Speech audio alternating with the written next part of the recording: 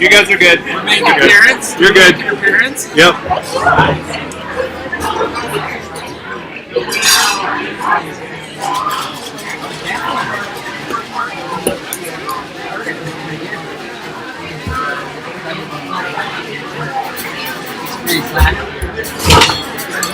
And I roll my eyes at some of them. This is what I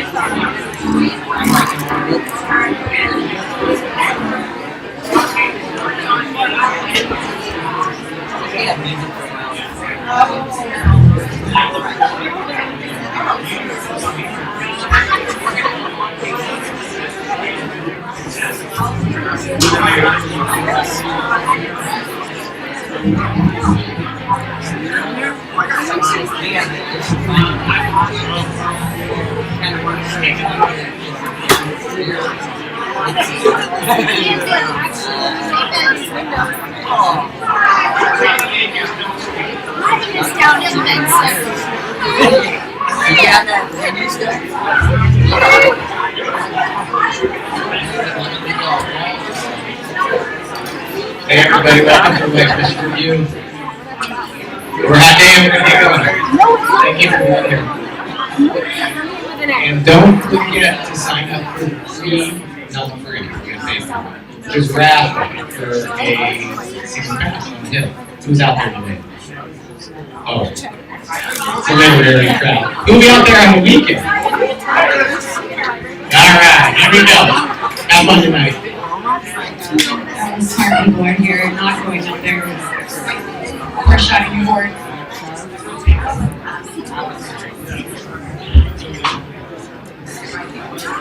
Welcome everyone, this is Dan. Same time, this is first time we're singing break.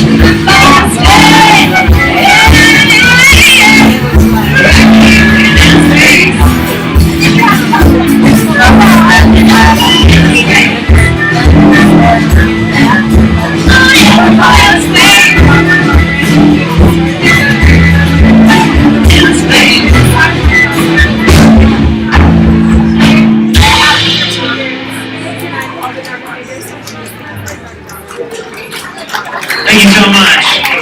Thanks for coming out tonight. We're Hot Dan, and we love the Whitefish Review.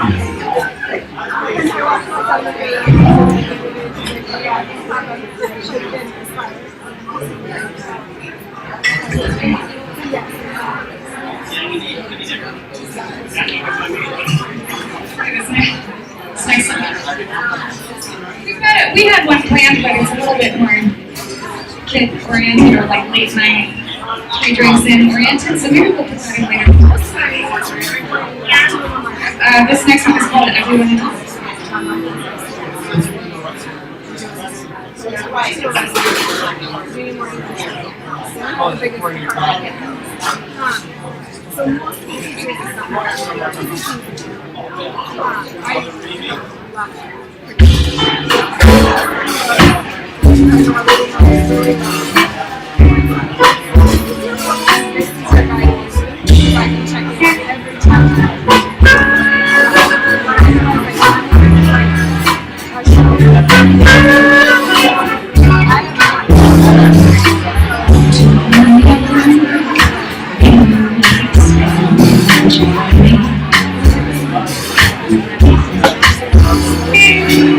On the inside, there was no man.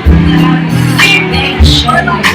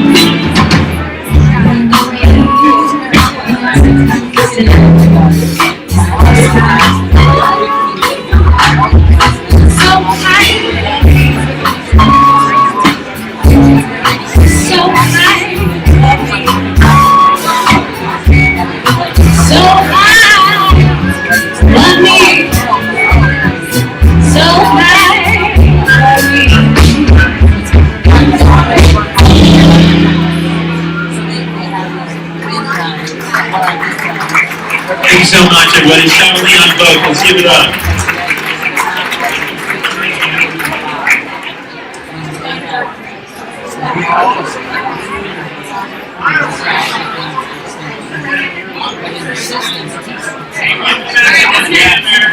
This next song, just breathe it in a little bit, you know. It's okay to stand up, even it's not that formal, or maybe a little bit later, but right now.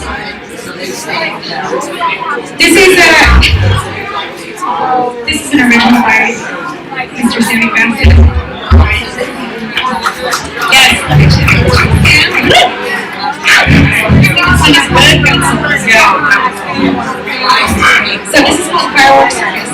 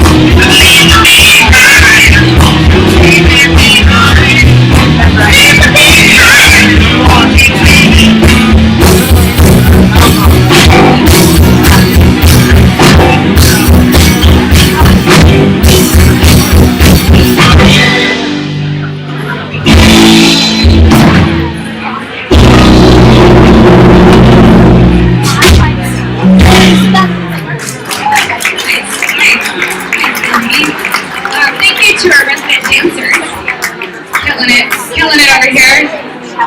Right? Now, Boneyard. This song is called Boneyard. This is a Dave Knopfsinger original. I'm trying to give him all the credit for this.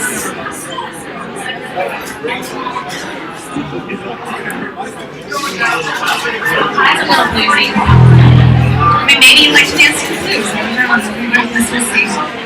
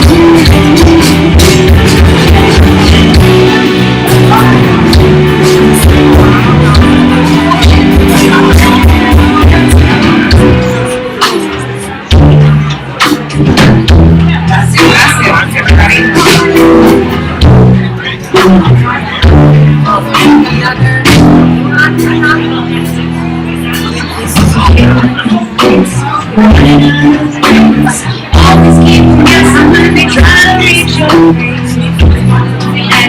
Staring in your face. Always keep guessing your face. They're running out of ways. Always keeping guesses and they try to reach your place. They're breathing down your neck. They're staring in your face. Always keeping guessing when they try to reach your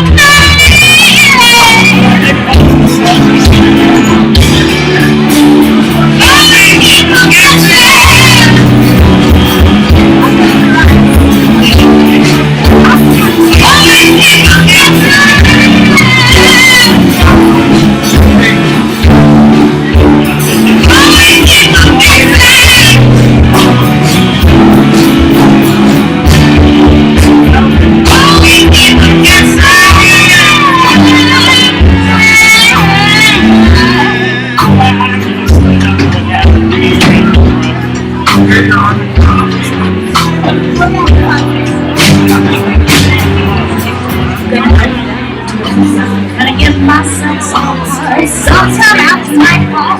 Darkness the dark myself light of the day. I tell you it's all true when we free.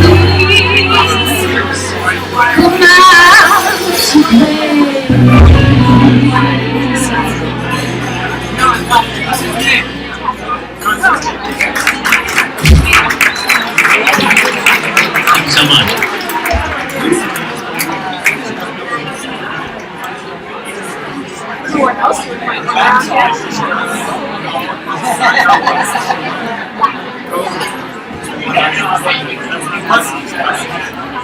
Alright, this next song is called Looking Into You. A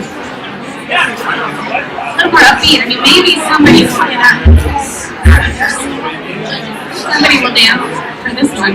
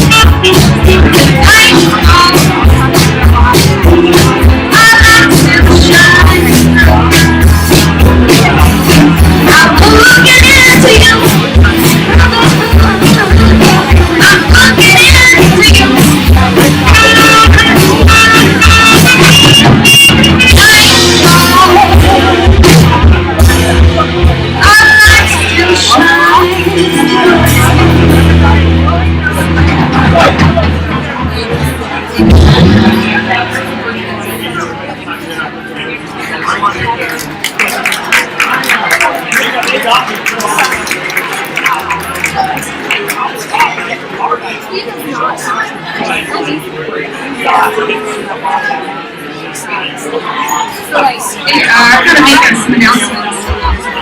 So, make sure everybody buys tickets to the raffle. It's by the raffle. If you don't buy them ahead of time, you will not be part of the raffle. You know there's some people that can buy their passes time, so it's very expensive now.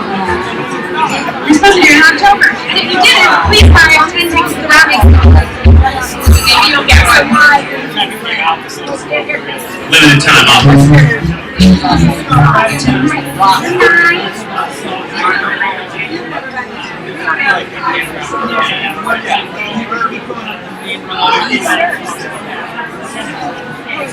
I think it's probably,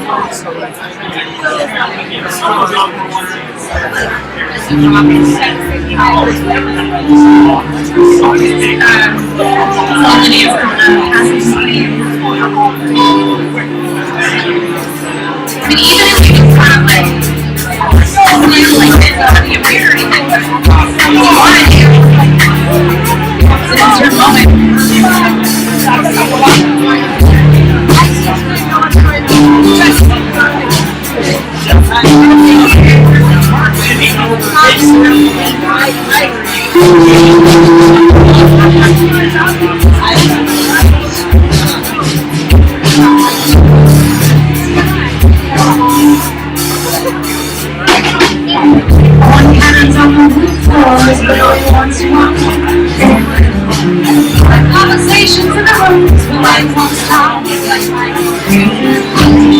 Incessantly, messages in show. Not a dollar, seems to slip right through the lines to the other side.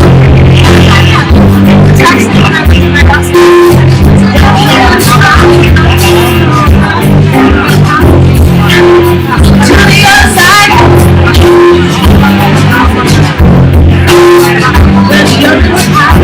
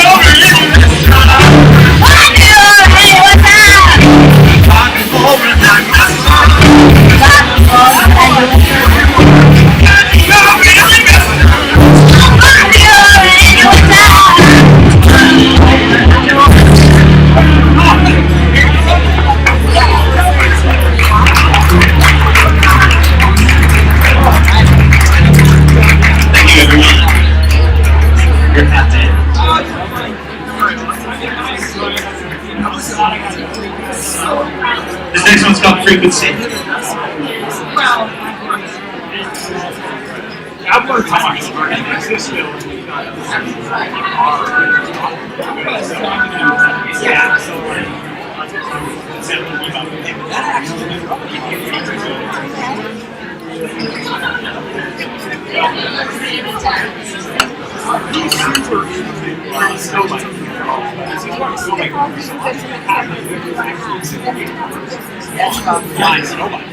so I'm like,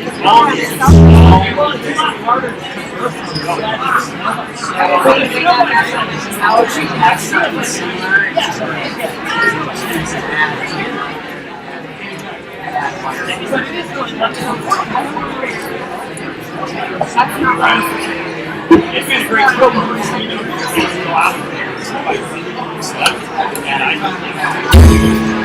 yeah.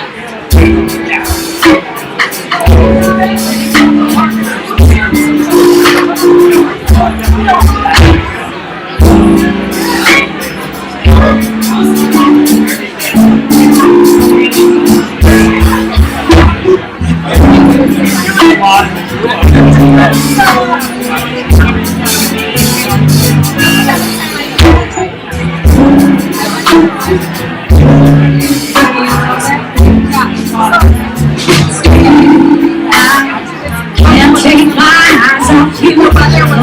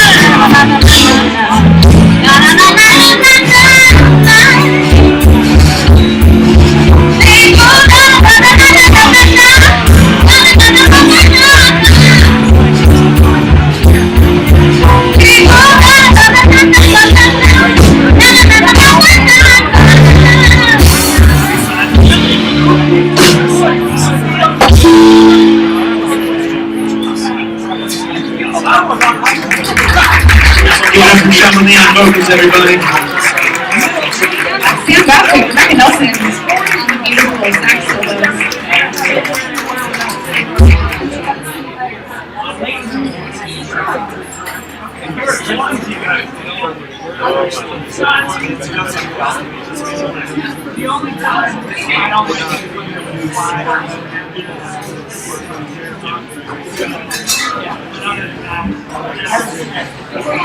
We're gonna do one more. This one's like really easy to remember if y'all wanna. I know it's not one. You seem like you wanna participate. It's an easy one to remember. Thank you so much. We're gonna do one more song and then we're gonna take a break and obviously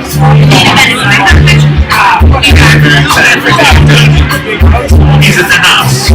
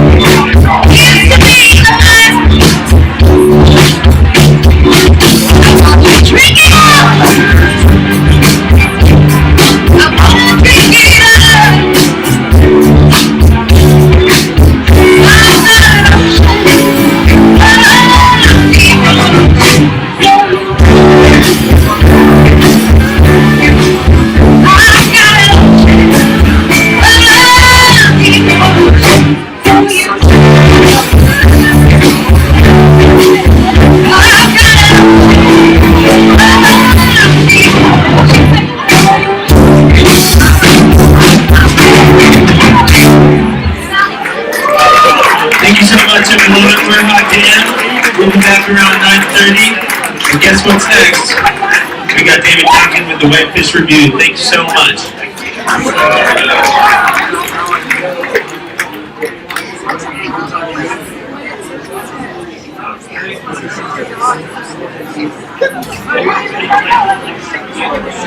Everybody buy raffle tickets. Please. Get your pass. Also, you need to get a drink now. In the next 10 minutes, if you want a drink for the next hour. So I would say, if anybody wants a drink, please start now.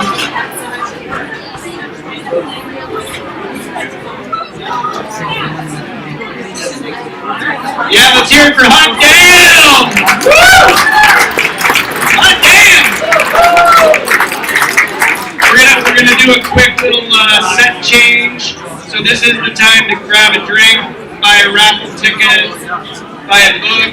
A couple minutes and our star David James Duncan will be on. Thank you.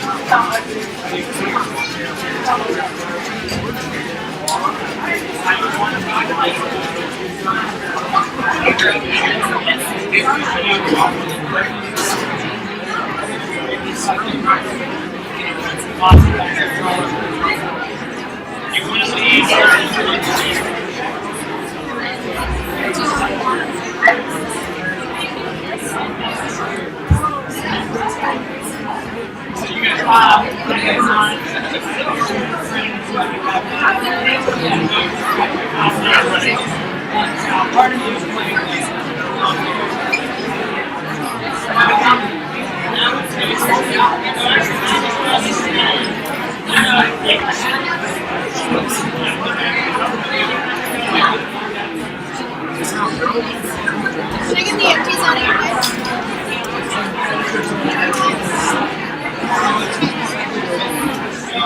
Take that orange, that lime, or whatever that is. Lemon.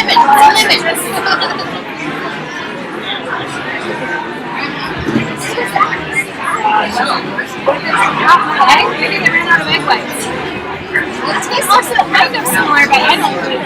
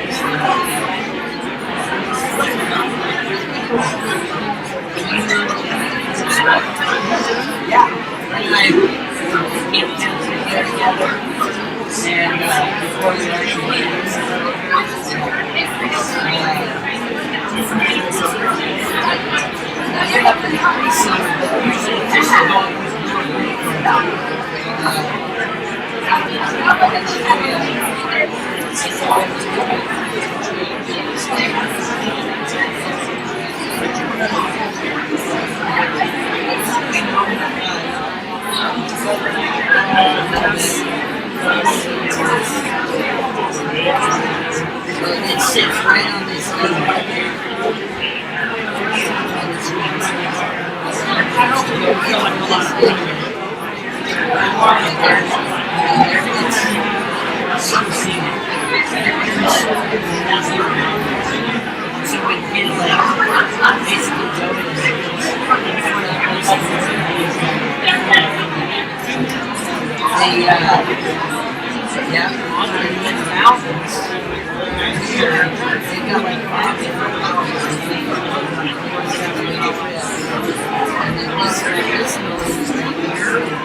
I might, because I'm literally. So while you're at the camp, you're like on this inlet, they take you on a boat like Or if they said it was like the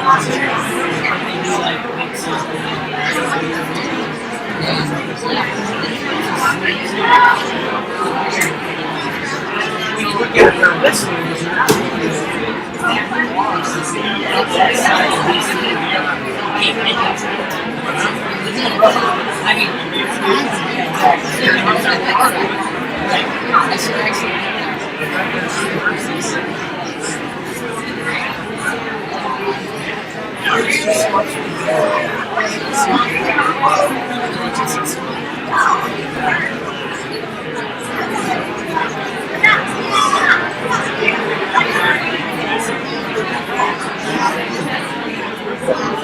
find a way there. Yeah, it's because it isn't fun.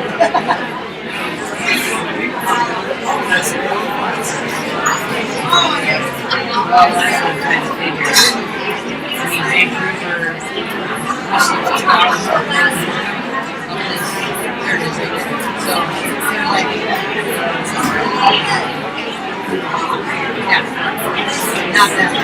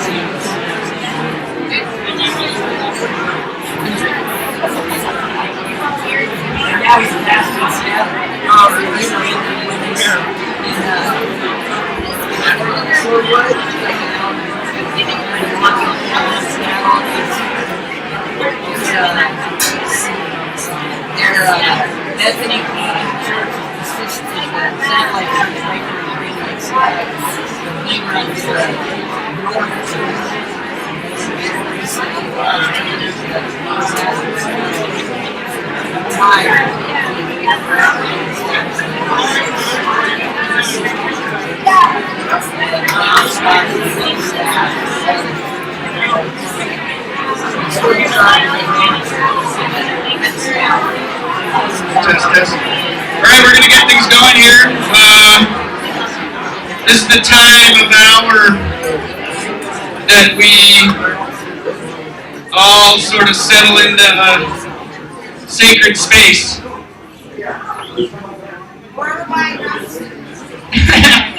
Or buy a raffle ticket from Lindsay Shaw. We will keep that going. We appreciate it. All the proceeds go to Whitefish Review.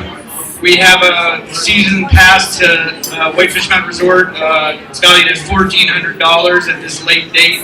If you have a season pass and you win the raffle, you will get a refund for your season pass. You can transfer the season pass. This is a $5 chance at a pretty big win. So we're going to keep the raffle open about 15 minutes after the reading. Then we'll drive. You don't have to be here to win. Put your cell phone number on. And then David Duncan has signed 3 of his books. Back there we're going to auction off. as well as issue number 5 of Whitefish Review that we interviewed David in. And so that being said, we're gonna kick this party off here, as we say. Let's give it up for Hot Damn again. Those guys are incredible.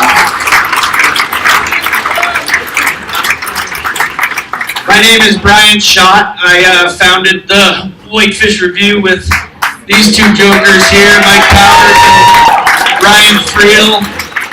My lovely wife, Lindsay Schott, who is making the rounds, trying to earn some dollars for us. There she is. Hot Damn, yeah, woo! Hot Damn is Vincent. I always get these guys' names wrong. Renasizzi. Is that close? On drums, Brian Birdwell on bass, Sam Bassett and David Knopfsinger on guitars, Eric Gates on keys, Rebecca Nelson on flute and sax, and Shamali Malakar. Is that even close? Shamali! Shamali, that was the sweet vocals there. That's the band, and they're going to play again after we talk about Sunhouse. Thanks to 101 Central, this place is incredible. Jamie Gogan, the staff. This has become our literary home, and we just love it, and we're just so grateful. Johnny Schultz, we put this guy through the ringer. When he saw our plans for, you can see the stage, the size of the stage. I asked him, you got a crank for the stage? We can, push it out just a few more feet. I think we've maxed out this stage pretty much as much as we can. Again, this is the grand experiment of art in the making.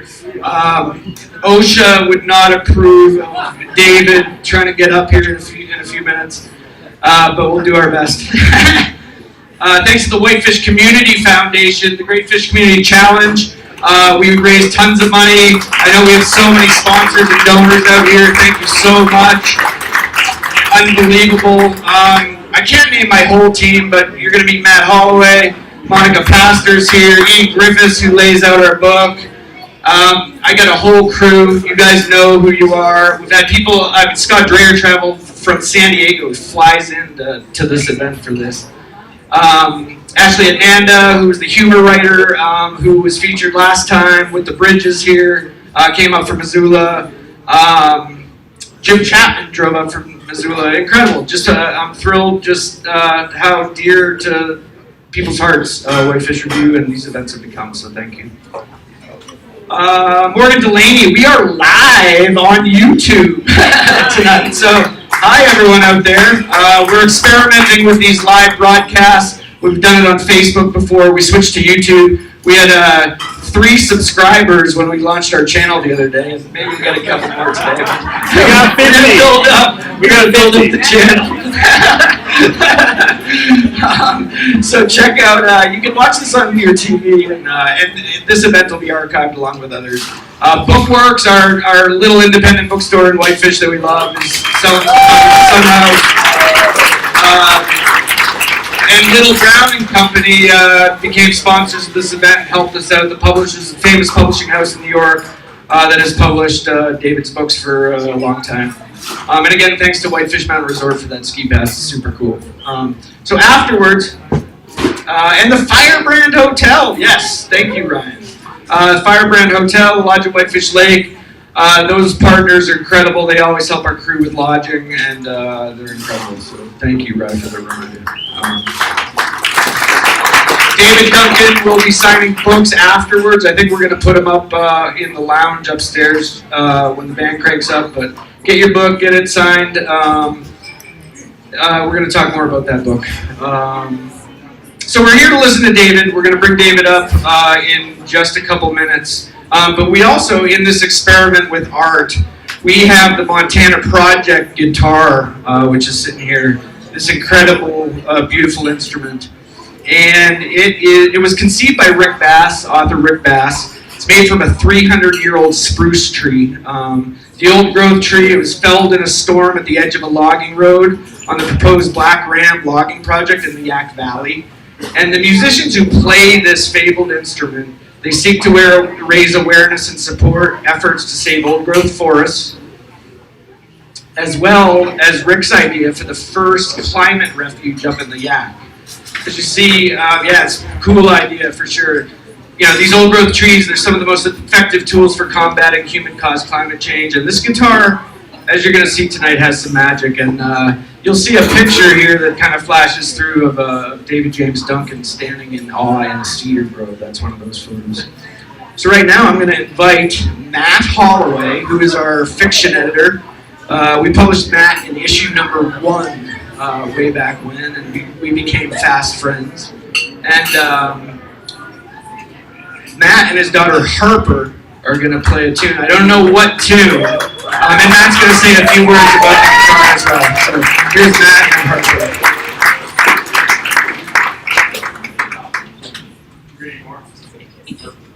Thanks, Brian. Thanks, everyone, for coming tonight.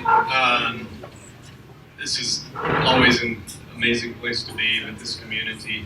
Thanks, Duncan, for coming up again and supporting us. He's had our back forever. Hot damn, of course, amazing. Brian said a lot of what I was going to say about the Montana Project. Formed it a few years ago with good friend Jim Chapman, Rick Bass, and some others. And Rick and I sat and drew on to-go orders in his house and figured it all out one night, Rick style. And then, you know, the guitar, the point of the Montana Project is to celebrate Montana. Arts, community, connection, connectivity. We want to mentor younger artists around the state eventually. We have all these ideas, but we want to use art also and small batch craft makers such as Kevin Kopp, Jim down in Missoula, to celebrate Montana and help us protect these places that are special to us. And I get a text one night from Rick, and I'm like, what is going on? And it's his Subaru, which is going on as usual, and there's a log in the front seat belted in. It's a cylinder of spruce, and I'm thinking, what's happening? And he's like, it's the guitar. I was like, oh boy, here we go. And so then he drives down to give it to Kevin Kopp in Bozeman, and I think he put water on it the whole drive down there, thinking that was keeping the wood moist. And I've been and seen that tree. I've been a lot in that forest up there in Yak. It's a magical place. And so far we've done pretty well with stopping that old forest from being clear cut. And so to have seen that tree, I played guitar my whole life. I've owned a lot of guitars. I've never seen where a guitar has come from that I've played and had at my house and held. And that's pretty special. So, you know, I hear all this is the voice of the forest, this is the voice of the forest. This is the forest. The top sheet of that guitar is the spruce that came out of that place. And so that's pretty cool. It just went to Portland, Maine for their, we sponsored a Climate Aid concert along with our sister group, the Yak Valley Forest Council, and Maggie Rogers played the guitar, she headlined it. Bill McKibben was there, Terry Williams was there. It was awesome. So the guitar is making its rounds. It's spreading the word through art. So Harper here, I talked to her into playing a song with me tonight, and thanks everyone for being here and giving us that opportunity, but I'm going to start by saying I'm very disappointed in the sense that for about a week we had rehearsed a Taylor Swift song, and I've really come to believe that my purpose on earth is to play Taylor Swift songs on the guitar. And so last night we were rehearsing the song again in the living room, and then she's been hooked on this other song lately by a really good new singer-songwriter, Noah Kahn, and it's a duet with Gracie Abrams, who is amazing. And so anyway, I just happened to look at my phone and kind of look at the chords really quick and set it down. I said, Harper, check this out. Started strumming it, and the next thing I know, she's kind of swaying around the living room, just singing it. And I was like, oh boy. And then we stopped, and she goes, can we sing that one? And I was like, as much as I want Taylor Swift to play this guitar and help us save these old growth forests, art is powerful. I believe in art, and I saw art in my living room last night. Take hold of her.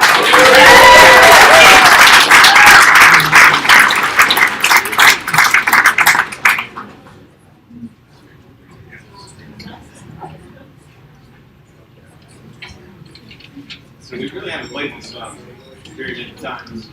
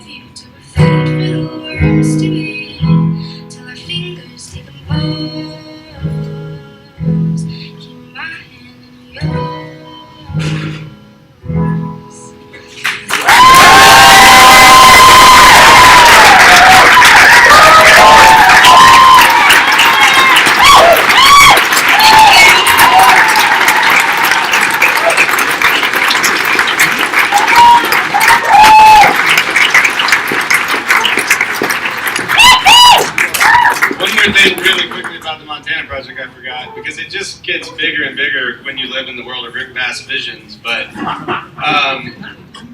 these forests we're talking about sequester more carbon than almost any other forests on the planet, and so that latitude around the whole planet is important. And so, taking from Eudora Welty the idea of the curtain of green, we're talking about going circumpolar with this whole thing. It's not just yak begins and we head outward in each direction. So, thank you for your support. Wow.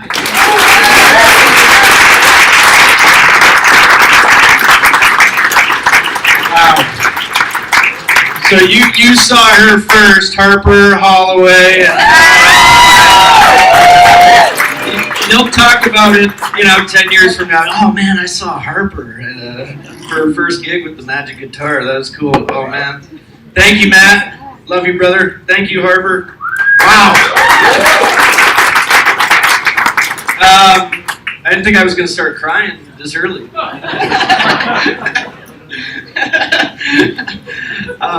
going to laugh for a minute here, though, because so I get to bring, let's bring David Duncan up on stage. Let's get him settled. Here's David James Duncan, everyone.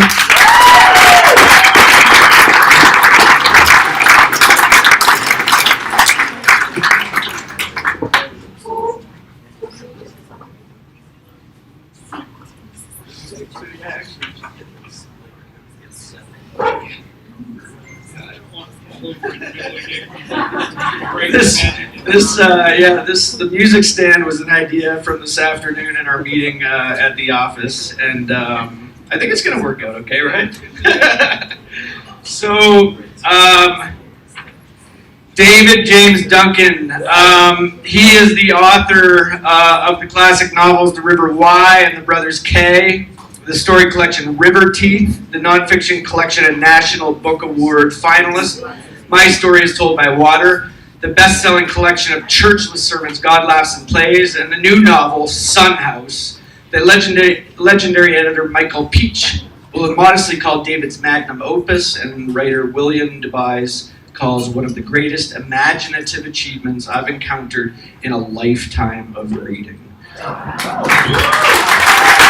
many words there. I just finished Son House 2 days ago, and I'm still swimming in the ocean that is Son House. Congratulations, unbelievable. Before we get into the book, though, I do have to do one thing. And can you cue that video up, Johnny, that you got there? So you have visited us 3 times.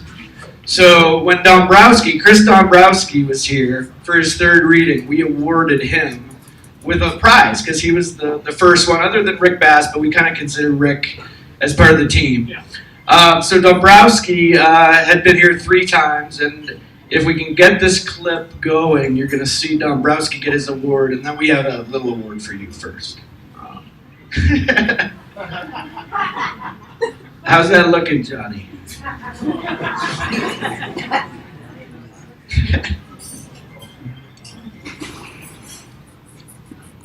The suspense is killing everyone. I know. It's killing me.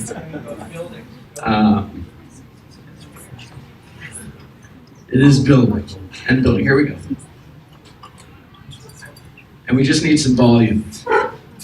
Here for Body of Water, when David Duncan was reading, and you read from Ragged Glory years back when one of our book launches. And so this is the first time we've instituted this tradition, and you're going to be a part of it here. So yeah, this is surprising. Yeah. So you are the lucky recipient of a green jacket. Yeah.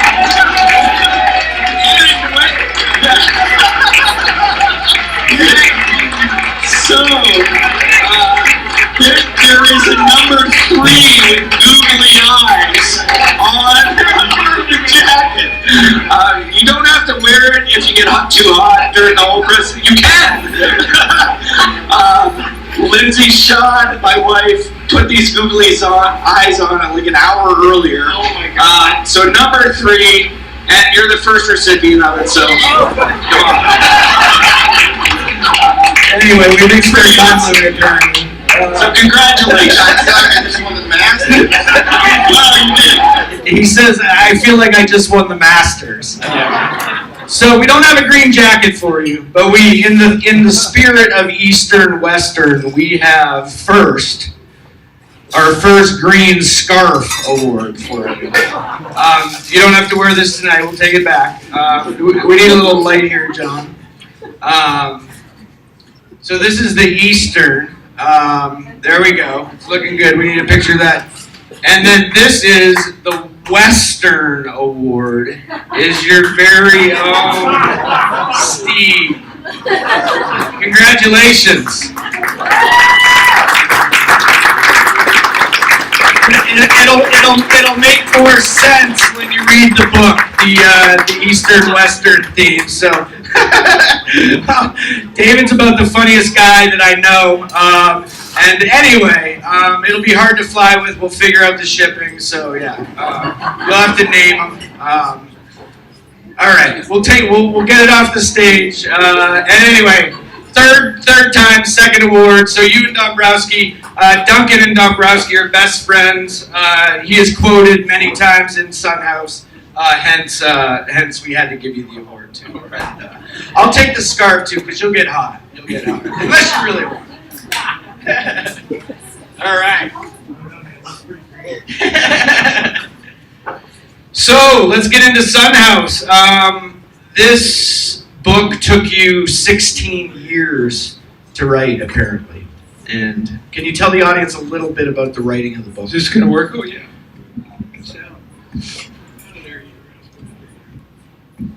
Give it a twist. There, can you hear me? Yeah. Good. Well, 16 years passed. There was a lot going on. I lost both my parents in that time and spent a lot of time around all that. Our first grandson came along, 10 months old, day before yesterday. I just saw him in Seattle. His name's Mateo. He's hilarious. He's 10 months old. He's learned to fake laugh. Like your joke is not funny. and it made him seem like a 20-pound 16-year-old. Learned how to be sad. So, but he's not, and he's adorable. Yeah.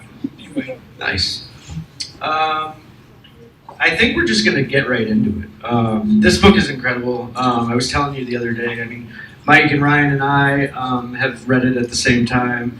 My wife Lindsay's nearly through the audiobook right now. There's, if you get the audiobook, there's, how many actors read in the book? Well, I was able to cast 8 of them, and I think there are a couple more who like the generic male voice, generic female voice. Yeah. I don't know those people, but I was able to select the actors. Yeah, it was pretty fun. An honor.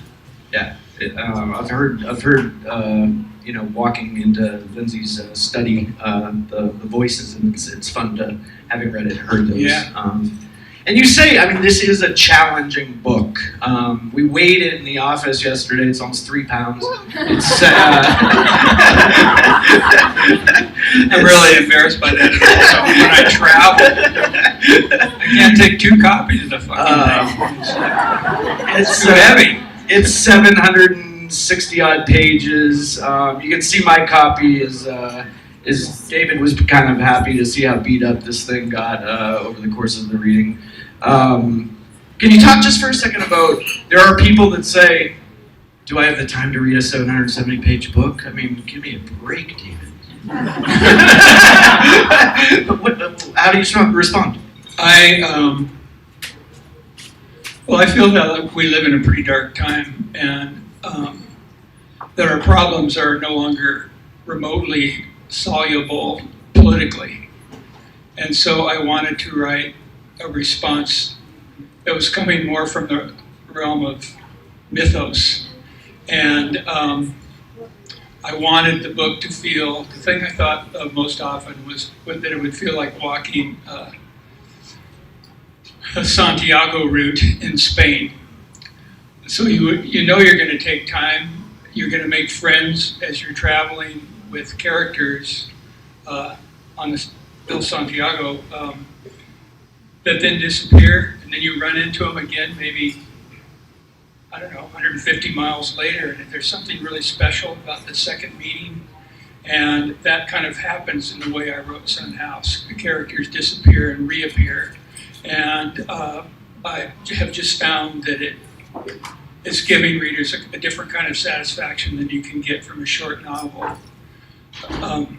And also I can return to heartbreaks early in the novel, like 250 pages. I mean, the novel starts in a devastating way. A bolt falls off a jet and kills a little girl who's eating corn with her father. And but the father comes back 225 pages later, and the young Jesuit who tried to say meaningful words when he was just shattered as they put this little girl on the ground. The father, and this often happens in hospice work, the father is consoling the heartbroken priest who is there to try to help the people standing by the grave. And there's a level of emotionality in that scene that really knocked me over as I was writing it, and I'll never be able to read it in public because it just devastates me. But I think it's really beautiful. And I mean, I have a friend who does hospice work in Bellingham, and she was recently talking about this dying mother consoling all of her family who had come to grieve her loss, and she's the one still mothering. And that's a beautiful reversal. And so I wanted to take the time to find things with that kind of depth, to come up with a mythic feeling response to the world that we're living in. And the thing that hit me again and again is this: I've just been incredibly blessed in the friendships that I've had for a long time. And I know tremendous human beings. So to see the negativity that you get every single day if you watch the product, which is very much a product chosen for bad reasons, if it bleeds, it leads. The stuff we call news is not giving us the full news. And I know so many people who are doing courageous things to keep Earth going in any way they can. Of course, Rick's one of them. There's many people in this room who I was talking to earlier, and those I haven't met. And so I just wanted to write a book that the praise poet Ann Porter called A Book in an Altogether Different Language. And there's a degree of trust between the characters in the book that many people have forgotten, because we see a bunch of shits on the news doing horrible things. I mean, the words that come out of Washington, D.C., oh my God. And this story is not that way. I have two dear friends who were friends with Mother Teresa. That's a remarkable thing. And one of them worked with, he's now a Trappist monk, but he worked with her in Calcutta. The other one was my next door neighbor in the last place I lived in Missoula, whose mother was the first doctor ever in Costa Rica, the first woman to ever make it to be a doctor in Costa Rica. And she was dear friends with Mother Teresa, and my friend Anita has known her since she was a child. And to know a woman who said, "May God break my heart so completely that the whole world falls in," or "When I finally see Jesus, I'll tell him I loved him in the dark." I want things like that in our literature. And some snide, cynical, cute novel just can't touch that kind of thing. So, I mean, that's enough of my motivation.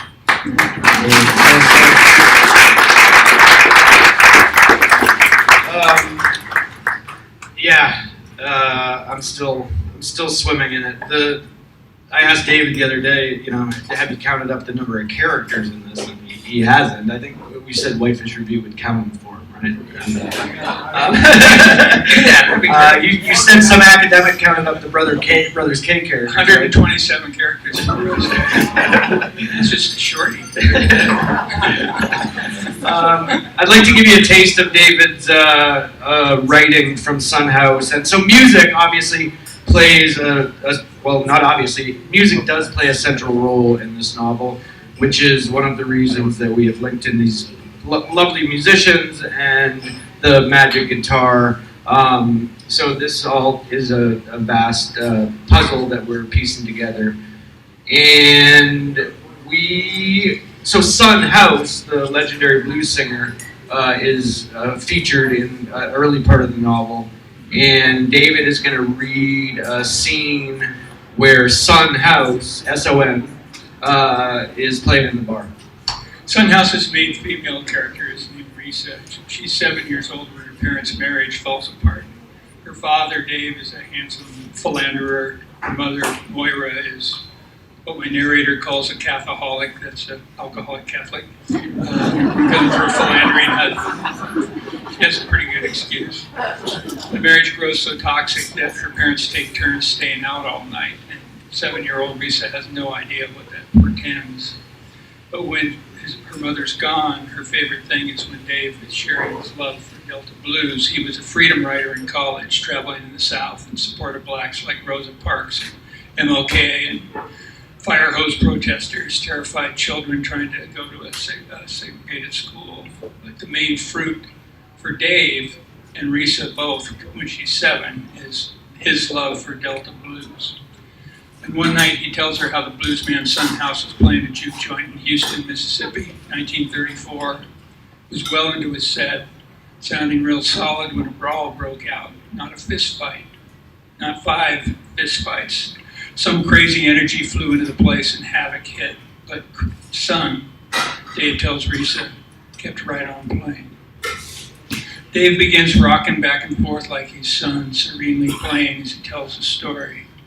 The brawl keeps building until right in front of Son, this big, powerful fella starts getting creamed by a cat-quick boxer. Big man could break Boxer in half if he could catch him. He can't. Boxer's peppering his face to pull. Son sits watching this, keeps right on playing. As Dave kept rocking, Risa flew into a dark musical heaven that seated her at the foot of a throne. Upon that throne, nothing but Son, playing and playing. I don't have anywhere to put this, so I'm just going to do that. Oops. Brian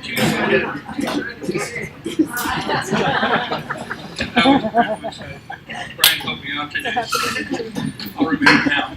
Big man goes off, Dave hollered, and Risa jumped.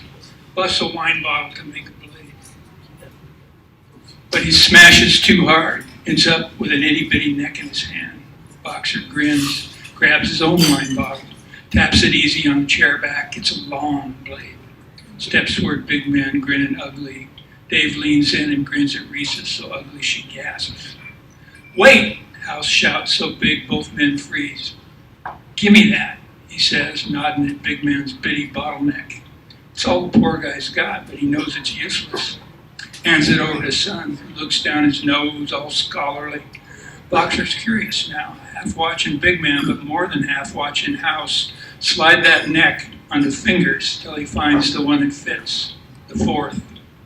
It's still bottles flying, chairs busting, blood spurting mayhem in there. Son don't care. He's surviving.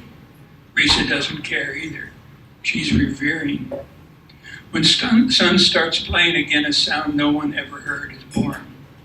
Busted glass bottle neck on American steel pours out the slipperiest notes anyone's ever heard, grabbing men by the mind before they know what hit them.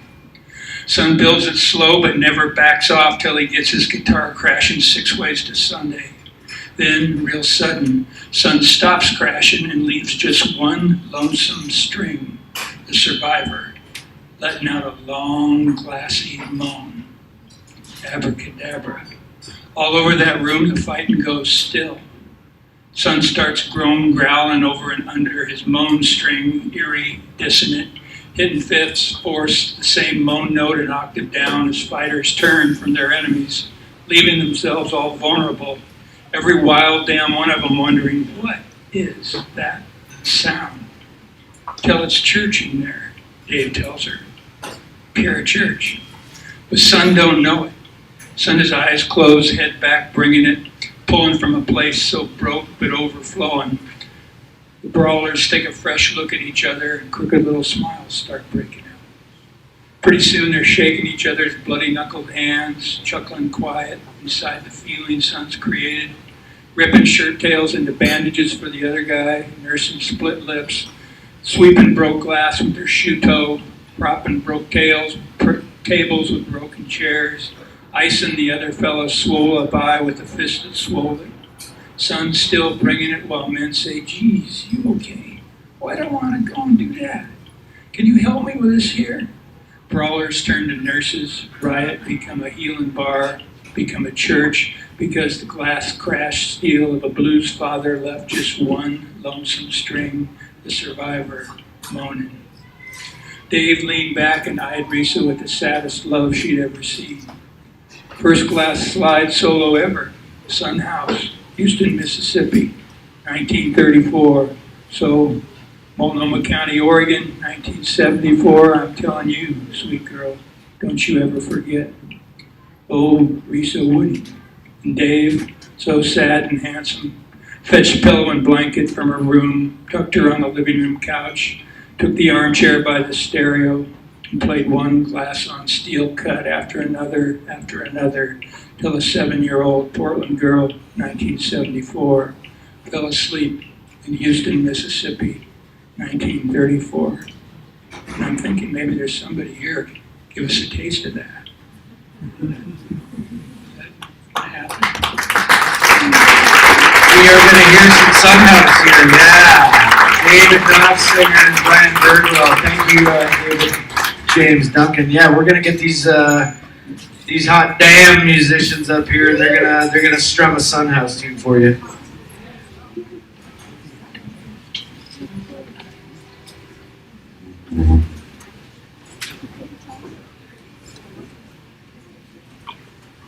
Don't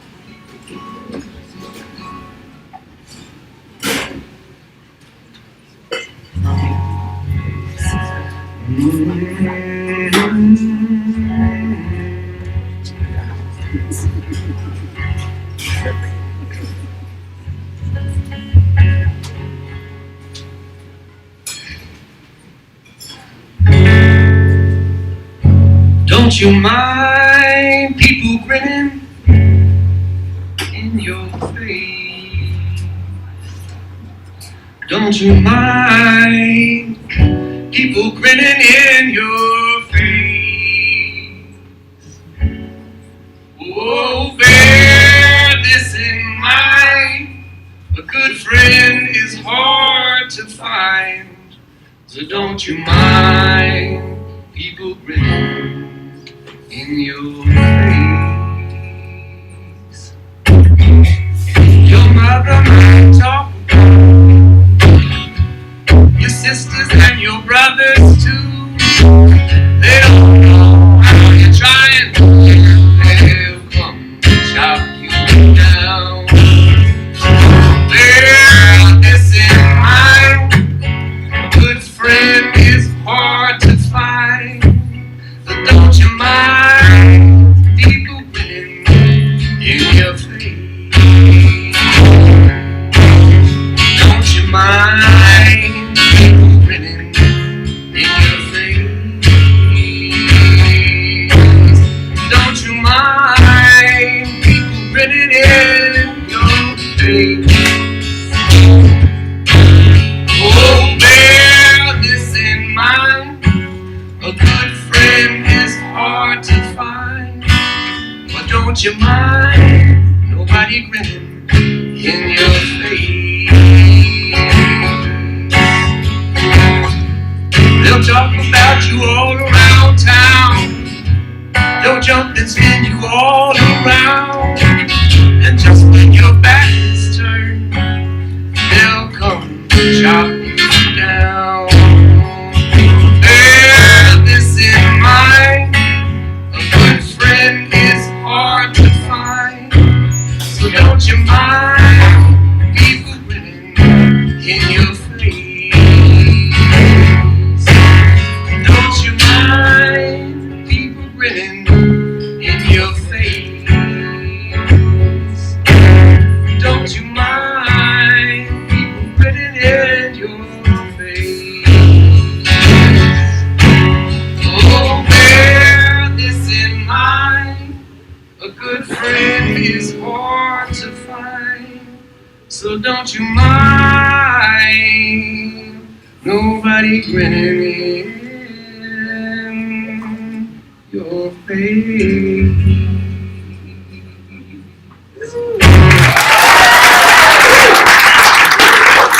Yeah, feel it. You can stay. Yeah, it'll be easier. Yeah. Welcome to the party. So, David, we're going to jump into a funny scene between Grady, the adult grad student. He's trying to read in bed beside his beautiful and more studious girlfriend, Risa. Yeah, this scene is Grady lusting after Risa, that's all it is. But Risa, well, I'm just going to read the scene. I got to make sure I'm not being tricked by double-sided pages. Yeah. Note that, one-sided. Here we go. Okay. On the day Risa accepted Grady's invitation to move into his apartment, quote, on an experimental basis, Grady believed, based on direct pre-move experience, that he'd hit the erotic jackpot of a lifetime. True, Risa immediately insisted on her need for what she called designated study nights. But when she shortened the name for such nights to DSNs, the acronym sounded so innocent. Living with me won't be like dating me, she warned. Studying hard is literally my job. My grades earn the scholarships that put food on my table and a roof over my head, so think hard. Grady, on DSNs, Monday through Thursday, I'll be visible but unavailable. Will you really be okay with that? Oh my, yes, how admirable, practical, and attractive, Grady blather. And lucky you, I happen to be an intellectual gladiator capable of devouring philosophic and poetic tomes till all hours of the night me own self. Yeah. Brushing aside his blather, Risa asked penetrating questions about his living and study habits, then invited Grady himself to establish the ground rules that would govern his DSN behavior, for which he was soon cursing himself. A matter of particular concern was the bed. It turned out they both liked to study on this ambiguous article of furniture. Neither of them had ever done so Monday through Thursday, with a Friday, Saturday, Sunday sex partner seated inches away. They therefore hammered out a two-people studying in bed accord that led to ad-libs, mostly Grady's, and hysterical laughter, mostly Risa's, which agreement was nevertheless binding on Monday through Thursday unless otherwise agreed to by both parties. The bed would serve as a double occupancy study carrel, with one scholar positioned on each side of the middle of the bed as if it were the Berlin Wall. Designated study nights commenced. Risa began studying into the wee hours as promised, and Grady found this inspiring at first. But as a professor of Grady's named Tom Schmidt liked to say of life, Schmidt happens. The first piece of Schmidt that splattered Grady turned out reading Western philosophical classics in close proximity to Risa's living, breathing body converted those classics into the bleating of a herd of decrepit, castrated goats. More Schmidt, once rendered thus illiterate, Grady's mind crawled through designated study nights like a housefly through honey, a torment so fatiguing that he succumbed to lost consciousness due to premature exhaustulation. Hours before Risa stopped studying and re-entered the body Grady hoped to ravish. A few weeks into premature exhaustulations, Grady secretly rebelled, becoming a DSN insurgent. Deploying totemic animal magnetism, the eye juju of Africa's Tuareg tribe, and the incantation, desperation, lotions, potions, love poems, and other eros-inducing gimmicks posited in the cosmopolitan magazines Grady now found wildly more interested than philosophical classics. He set out to drag Risa's study nights into the realm of the erotic if it killed him. But with a single blissful 2 a.m. exception on a night Grady now called Maybe Tuesday. His insurgency not only failed, it caused cruel laws to be enacted by Risa, which laws caused Grady to write not one, but 2 irate letters to the love quacks at Cosmopolitan, thereby failing to finish a philosophical essay so important that it delayed his degree for a year, costing him thousands of dollars. The first designated study night law that Grady's insurgency necessitated was this: no wrenching one's eyeballs sideways to locate one's verboten study mate sitting in a leggy half lotus as usual, wearing a Husky Rooter t-shirt rendered glorious due to scissored away sleeves and no bra as usual. The t-shirt, alas, was deep purple in color, a hue beloved in Grady's view by no one but UW Husky sports morons, a daft British band, one-eyed, one-horned people eaters, and the author Alice Walker. But when Risa happened to lean forward to scribble in her notebook, the scissor job revealed maybe 2 square inches of creamy base of breast bulge, causing Grady to risk a 20-degree turn of the head and sight in those inches with a veracity that enabled him to visualize more soft, sinewy inches. His reward for his exertions: miserably aching eyeballs, rapidly approaching premature exhaustulation, and a flurry of DSM outlawry that caused 7 additional laws to be enacted against him. Law 1, no laying one's scorched jalapeno pepper against the thigh of Risa while Risa is studying. Law 2, no lawyerly arguing that the God-given length of the jalapeno caused it to inadvertently cross to Risa's side of the study carrel, so the contact was the creator's fault, not one's own, while Risa is studying. Law 3, no crawling under the covers after cruel laws have been enacted against one in order to whimper like a blind newborn puppy in piteous need of mama dog's memories while Risa is studying. Law 4, no apologizing for said whimpering by placing oneself upside down under the covers and inserting one's apologetic puppy tongue between Risa's toes, causing Risa to scream while Risa is studying. Law 5, no singing Goodbye Maybe Tuesday to the tune of the Rolling Stones' Goodbye Ruby Tuesday at the top of one's lungs at 11:59 p.m. as Maybe Tuesday becomes Never Wednesday while Risa is studying. Law 6, no climbing on top of Risa's Montana great-grandma's heirloom wardrobe to chitter like a batshit pine squirrel whose nuts have been stolen. While Risa is studying. Law 7, no climbing down from said wardrobe, diving into an imaginary impoundment beneath the bed, and working one's downturned mouth like a largemouth bass about to explode out of cover and inhale the crankbait that is Risa while Risa is studying. And I'm calling a halt to any more of that because you're going to think it's a goddamn rom-com.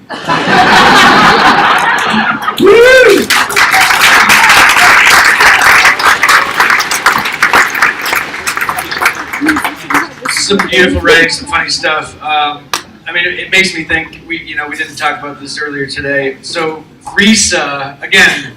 I mean, I think we'll get more into ultimately what is Son House about. But Risa is this central character. You made a kind of a reference to like a Buddhist wheel the other night. Can you kind of explain that a little bit? I just said that, I mean, there are many characters in the novel, and if you just imagine a wagon wheel, which is, it is kind of a Buddhist image of the great wheel, she's the hub.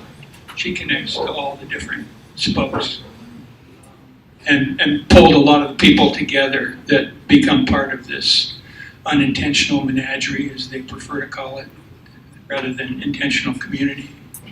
If it's just a menagerie, maybe grace can happen. If it's a really strongly intended community, well, I've just seen a lot of communes blow up because of intention. Yeah. And you take great care in writing women characters. I mean, I know this is important to you. I know in your postscript you even said that you ultimately wrote this for your daughters. Can you talk about just what it takes as a man, and obviously there's a funny sex scene and you're very playful, but as a man writing a female character? Well, it really changes things when, for one thing, I lived with a fantastic artist for 34 years, Adrian Arley, a wonderful ceramic sculptor, and we raised 2 daughters, and it was our greatest joy. And when you see every stage of development from infancy through toddlerhood to little girls to the horrors of middle school onto the fantastic people they are now at 30 and 33. Ellie is running 2 organic teaching farms in Bellingham. Is a local hero. Celia is a master of teaching learning disabled children and has given us a first grandchild, and, as I already said. And I remember marveling at Tolstoy's women characters when I read War and Peace in my late teens, and it just suddenly did not feel, I mean, the scene that I just read was objectifying the female form, but I felt no interest in doing that, knowing my daughters as well as I do, and I wanted to create strong female characters, and I worked with a lot of women as I was creating the characters to see if I crossed any lines for them. I really wanted to stay in touch. I didn't want to blow it in some stupid male way that had not been erased by my great love for my daughters, with whom I'm extremely close. And so it worked.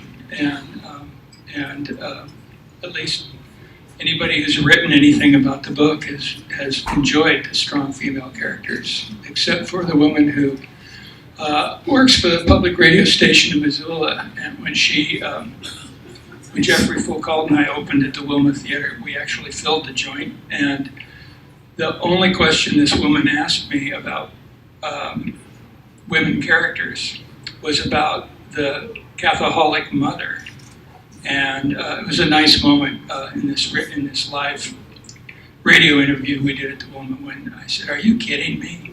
I said, "Oh, there's like 10 strong women in this book, and we're going to talk about the drunken mother." Yeah, she. But well, it was a lot funnier than that one. We didn't talk about the drunken mother. So I think we're gonna skip through a few, and I think we should get into Willie Nelson right now. And so Risa and Risa, the character. I mean, honestly, it's hard not to fall in love with Risa in this book. And she's cruising down the highway, and she's listening to Willie Nelson, and the chapter starts with this quote, 3 chords and the truth, that's all a country song is, from Willie Nelson. And then comes a quote by a woman musician, "If only."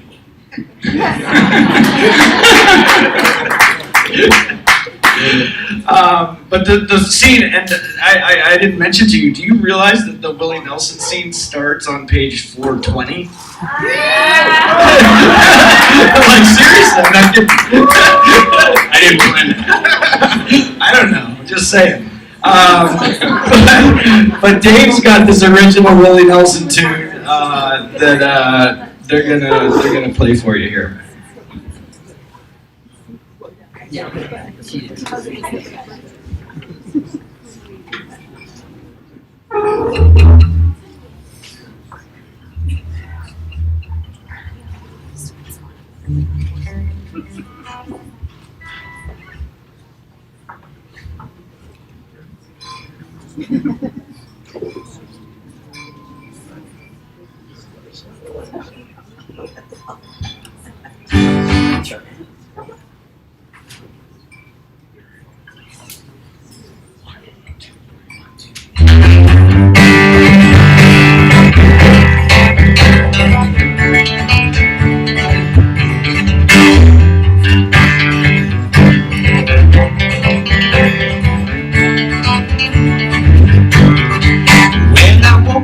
This morning to catch the northern lights, I went back to bed because I could.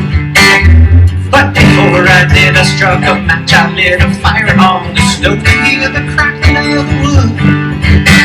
I tossed and turned, I couldn't sleep, I was waiting on those electric dreams and an acoustic voice that rang beside my head, singing, "What you gonna do with your life, my son?" I said, "I'm thinking about being Willie Nelson. Willie Nelson, oh Willie Nelson, I'm just thinking about being Willie Nelson. Willie Nelson, Willie Nelson, Willie Nelson, Willie Nelson, I'm just thinking about being Willie Nelson." There I sat in the parking lot with a tall boy and my pops. There was bikers, cowboys, moving the chickens, and a form of old cyclops. Well, that music came from far away. Who could that sweet voice be?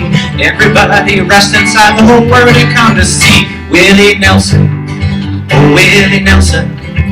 The whole world had come to see Willie Nelson. And everybody's listening to that man upon the stage.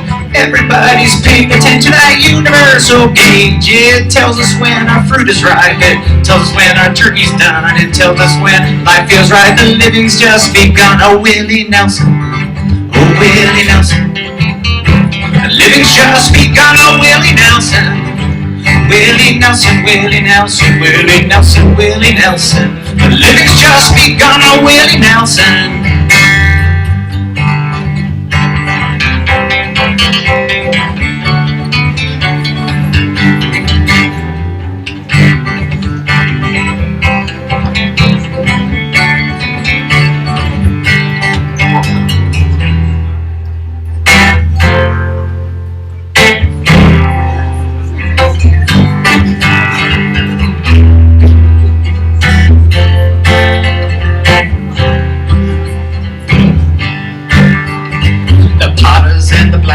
They create with fiery hands. Well, I see no evil in their streaming in. He felt the foreboding chilly skies. Crusher of the grapes is offering wine to all. He says, oh come, celebrate me. There's an old creaking village in a land that's far away that shares my philosophy. Stories are told and tales spun. They're singing songs in the native tongue about living right and being free. Living right and being free. Living right and being free. Living right and being free. While being free is the only way to be. Being free is the only way to be. Being free is the only way to be. It's about being free. Yeah, you and me. And everybody else out there. Anyone we might have missed. Yes, I'm talking about everybody. Willie was always talking about everybody. Why being free the only way to be? Being free the only way to be.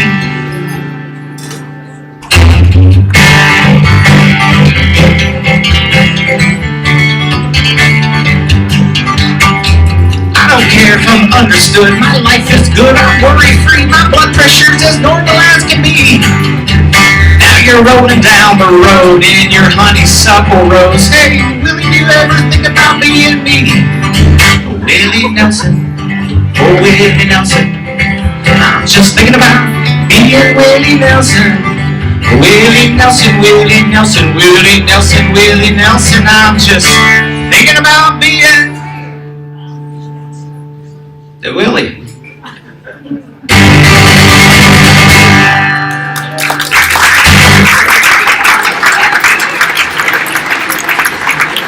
Love it, Willie. Nice work. So the narrator in this book is HG, the Holy Goat, and so it's interesting how David paces it and introduces you to the Holy Goat, and it's sort of a little game that I'll let you discover on your own. But talk about the Holy Goat, David, please. How did the Holy Goat come to be? Okay. I wrote a book called God Laughs and Plays, because I believe he does. Wiser people than me have said so. And but it was churchless sermons that a bunch of them were written at the time that George W. Bush was being touted as America's prayer president, as he was taking lines of the Gospels and using them to justify invading Iraq to get their oil supplies. And I thought, if this is fair in America, we're in deep shit. I'm going to write a book.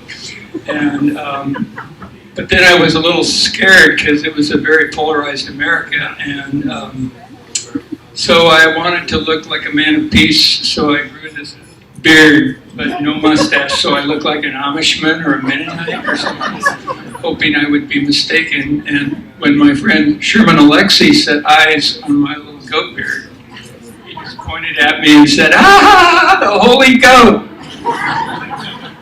And I could have probably ducked that shit, but I found out I liked it, and so I still have that nickname if I'm around Sherman Alexie and a few other people, and so that's kind of what the narrator's name became. Nice, thank you. You'll love the Holy Goat, believe me. I think let's jump it over to 488. I think this is.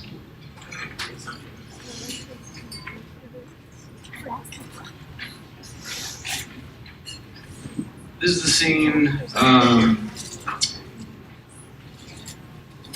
Yeah, the wandering joy is needed for the change of consciousness. Yeah, this was a breakthrough moment for the Holy Goat. He he became enamored of these people start this unintentional menagerie, and they name it the Elk Moon Beguine and Cattle Company. And the Beguines are way too complicated to get into in a short amount of time, but they were these medieval mystics who were extremely self-giving and had beautiful contemplative lives, but they were destroyed by the mainstream Vatican and all the guys with those cool red beanies. And but the Holy Goat goes and visits this place a bunch of times and gets tours of their community, and he's more impressed after each tour because they ease him through a kind of slow motion conversion. He really felt like humanity's chances were slim, and this place began to give him hope, and he couldn't really figure out why. He says, for starters, despite its populace of 30, the place didn't feel communal. Every one of the residents had more freedom to determine the contents of their days than anyone I know working typical nation-state jobs. Even better, in an epoch of worldwide industrial devastation, they were living lives of practical integrity, economic self-sufficiency, treating land, water, plants, animals, and one another with sensitivity, humor, something new and invaluable, but hard to define. I've seen countless op-eds calling for a change of consciousness if humanity is to survive. I've seen zero op-ed descriptions of what this new consciousness looks, feels, tastes, sounds, and lives like from day to day. But how slow I am to make crucial connections. Every time I visited the EB and Seco, I was at some point blindsided by a wandering joy that spontaneously permeates the place, its life forms, its people, their interactions. Yet years had passed before I realized the wandering joy is the needed change of consciousness. Beautiful.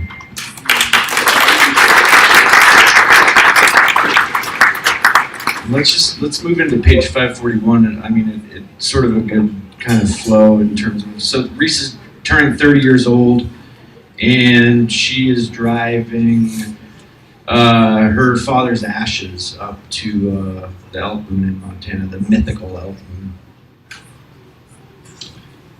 Yeah.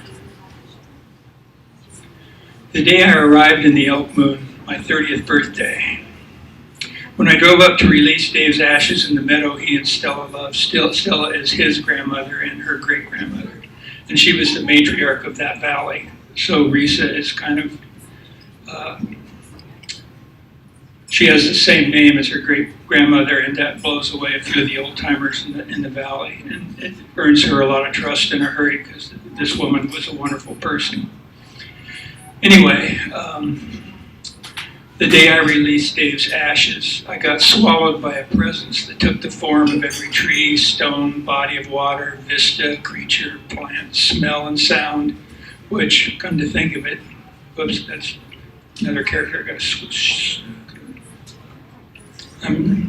I'm deciduous, I'm dropping leaves. It's a total joy amid a total homecoming, and it left me wanting to coax it. Community is too communal a word, tribe and village are too tribal and villagey. Let's just say a circle of people who are of and for the living world and one another in ways the modern world subjugates and makes impossible. I feel my coaxing needs to be so gentle, it's no coaxing at all. It would just be an alertness, an allowing, so the circle can form itself.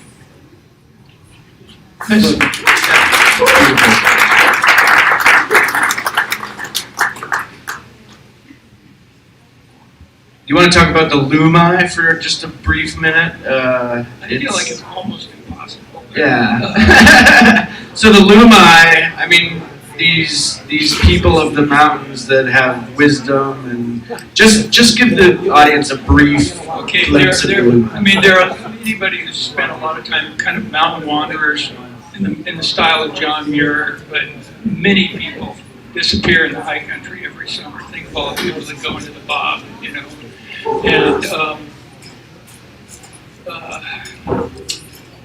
but at the same time, like there's this poet who translates a bunch of Chinese sages. It's called Red Pine.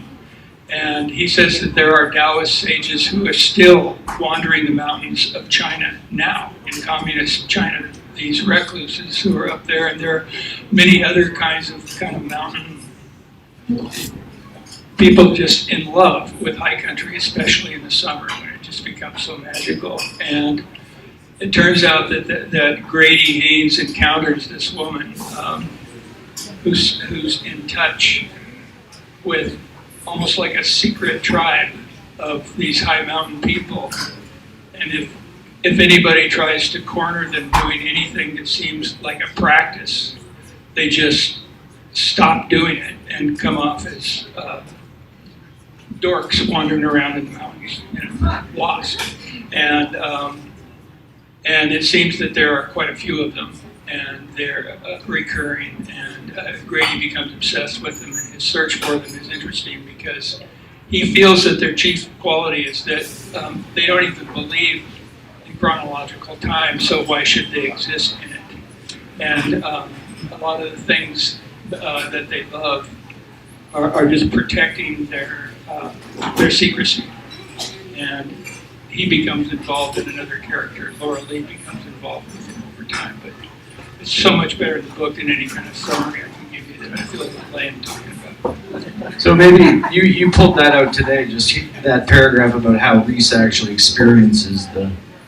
Oh yeah, this is just a little showing her experiencing the immense imaginations of the mountains themselves. She rolled up her pant legs and crossed the river in a shallow ford. The submerged stones were gorgeously varied. Greens, gray blues, oranges, reds and browns. The water clear and so cold her feet ached. On the far shore, she rolled her jeans down and gazed out over the great meadow's last vast exception to vertical granite. The mountains enclosed her so decisively, she felt like a passing thought inside their deathless mind. A few ravens strolled the yellowed grass like golfers, bending over frost-paralyzed grasshoppers as if over putts, only to swallow them whole. In the blue overhead, the night's billion stars hid behind October light. On the smooth glides of the elk moons, the trout's rise rings were so bright they went on dazzling after she closed her eyes. Beautiful.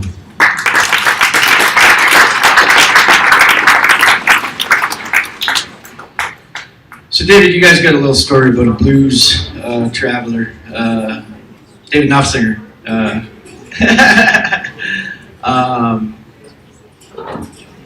Maybe set the song up, David, in terms of. Well, I'll set it up. You didn't cue me for this, Brad. It's an original blues tune about a guy who goes to the chilly north, but he needs to get back to the warm south. We got a set change. It's called the Great North Blues.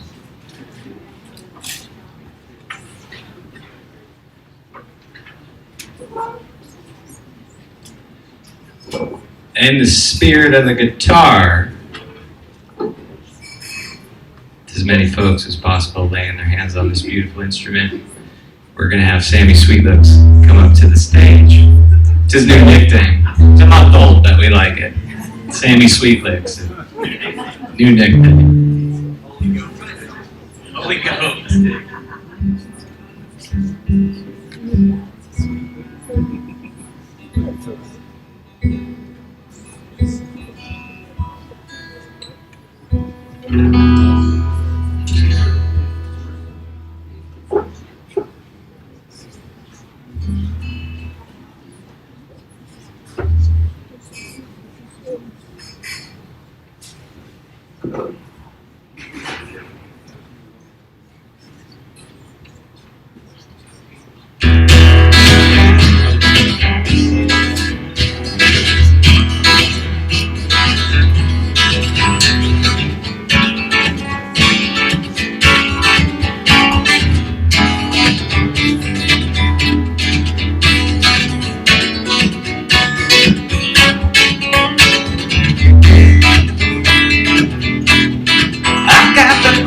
north blues. I've never seen blues so cold. I've got the great north blues. I've never seen blues so cold. No rubies in the rivers and those streams, they don't carry no gold. I've got the great north blues, got to give what I've got to survive. I've got the great north blues, got to give what I've got to survive. Mosquitoes and the black flies, they've done near eaten me alive. I've got the great north blues, got to have a home built by fall. I've got the great north blues, got to have a home built by fall. No news from the Mississippi lady, that chilly wind was a southern drawl. I've got the great north blues, well the blues got my guitar. I've got the great north blues, the blues got the black rim guitar. One shot left of whiskey, 300 miles to the nearest bar. Won't play that magic guitar.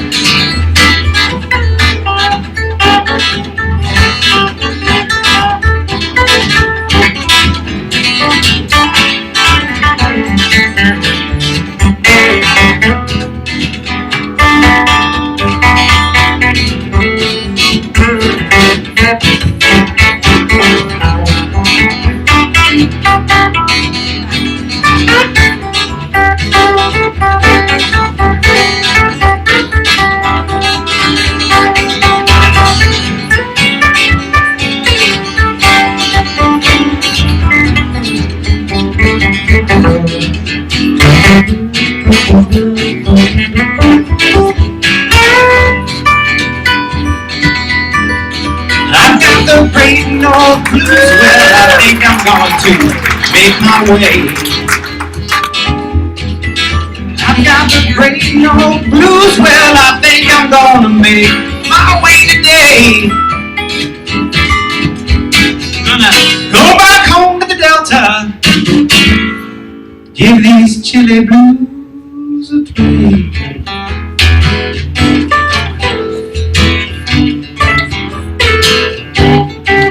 Give them a play.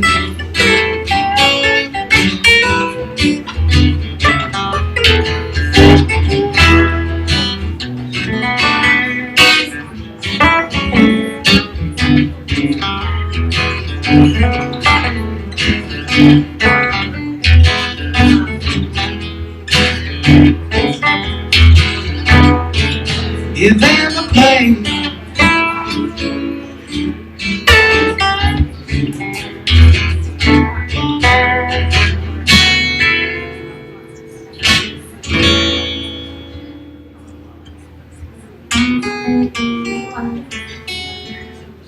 I got the great north blues, baby.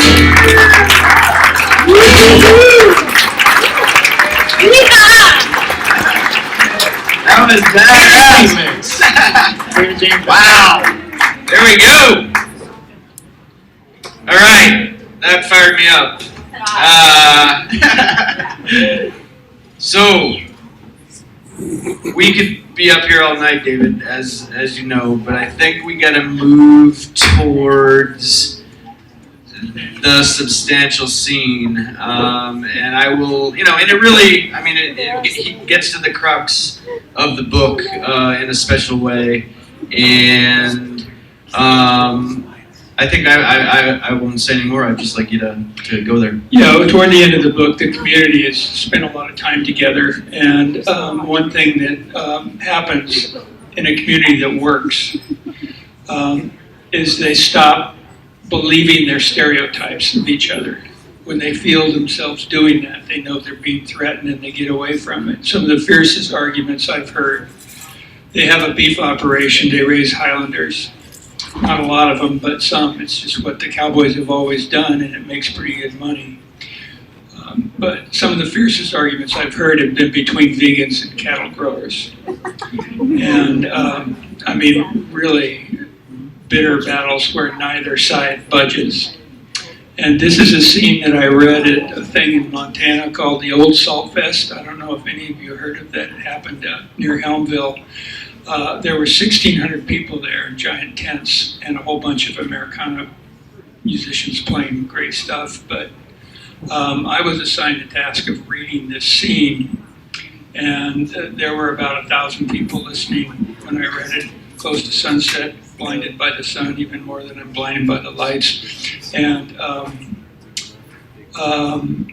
it touches a nerve in cattle growers. People don't realize how much they love their cattle, and it hurts to put them down. It puts slaughter day as a very tough day for these guys. And I ended up reading this scene in 5 different cities, where in every one of those cities there were cattle growers who, I mean, there were tears coming out from under Stetsons. That's probably all I need to tell you. So anyway, here's the scene.